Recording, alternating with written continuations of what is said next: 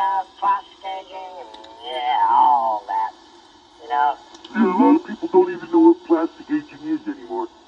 You know, and yeah, I did that to my motor. You know, that takes time. So, you know, but it's well worth it. You know, all your tolerances, make sure they're all the same, or, you know, within a couple of tenths. So, yeah, it all works out.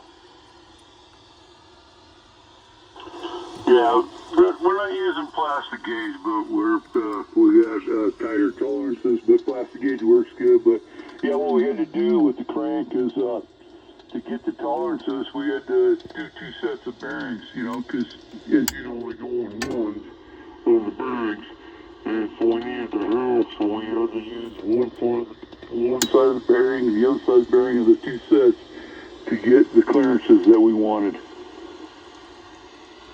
Yeah, Roger, what's your clearance? 1,000 or less than that?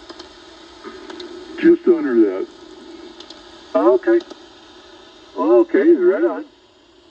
Yeah, yeah, my engine's at 1,000 all the way through. Yeah, no, so it's all good, but we're doing it. So, like I say, when you come up here, hopefully you're up early enough.